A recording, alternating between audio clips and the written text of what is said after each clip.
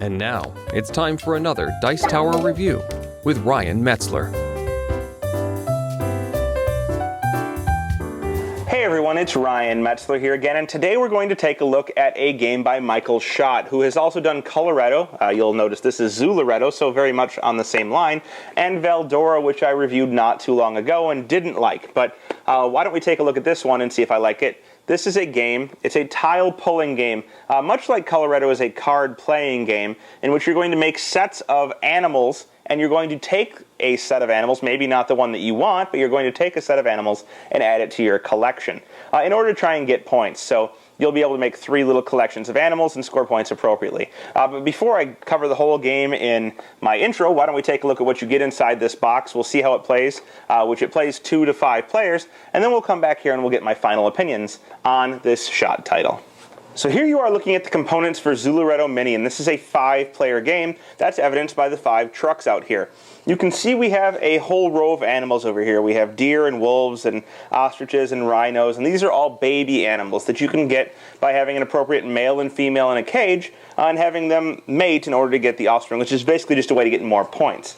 Now, on a player's turn, you'll see each player has their own little enclosure here. There's 3 enclosures, 1, 2, 3, and each can hold 6 tiles.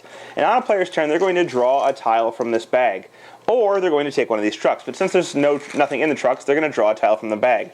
And it's going to be some type of animal, or it's going to be some type of feature. In this case, it's a rhinoceros. So they can take this and they can place it on any truck they want. And then they would pass the bag full of tiles to the next player, who would then draw a tile, and they would place it. So it's a meerkat now. Maybe they place it here.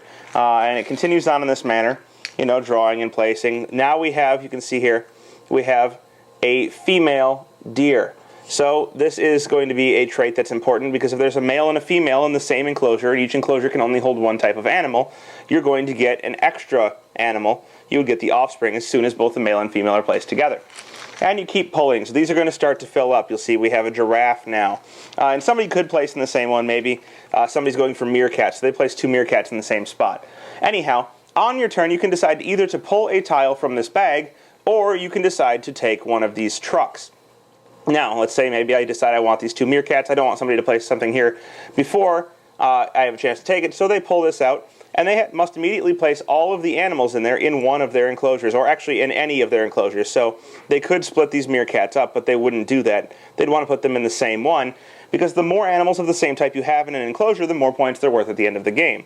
And you can see that on your board here. It's going to be hard to see, but 1 animal is worth 1, 2 is 2, 3 is 3, 4 is 4. But if you get up to 5, you get 8 points. So there's a boost for having more animals of the same type. Now, in addition to animals, there are also going to be enclosures, or tiles that can go in your enclosure, that are called landscape tiles. And they look something like this. Now, these would be placed on a truck just like a normal tile, and when they're taken, they can be placed in any one of your enclosures. They don't have to match an animal, obviously, because they're not animal specific, but they go in one of your enclosures, and they will count as 2 points at the end of the game for each one you have. Now, if you ever get an animal that you can't place, let's say you happen to have a rhino here, and you have a deer here, and at some point you end up with a truck with a deer and an ostrich, and you have to take it because all of these other ones have been taken. Each player can only take 1 truck on their turn, and once they've taken a truck, they're out. So let's say you're stuck with this truck. Now, you may want to pull a 3rd animal, and maybe you get another deer. That's great. You have the 2 deer, and you happen to have an ostrich. Well, you have to take this, and you would place your 2 deer in this pen. You have a male and a female now, so you immediately get an offspring, which is going to get placed here. And you get another female. That doesn't give you another offspring. You have to have the pair. But you also happen to have this ostrich, which you can't place, and it's going to go in your barn, and that's going to be negative points at the end of the game. So basically, you're going to try and collect like-type animals, male and female, or neutral. Get babies, get the most types of animals, or the most of each type of animal you're collecting in one area, until this bag runs out of tiles, and then you'll start pulling from this stack here, guarded by the little panda, or my bigger panda that I like to use. And this is going to be the pile that signifies the end of the game. And you're going to play through the round until, using these tiles, until everybody's gotten their truck for that round. And after that round, whoever has the most points by having animals in here, and the least negative points, obviously, by avoiding getting animals in their barn, is going to be the winner. Thanks for watching our review today. For more information about board games, as well as the #1 board game audio podcast, check out dicetower.com for reviews, interviews, and more. I'm Eric Summerer, and you've been watching The Dice Tower.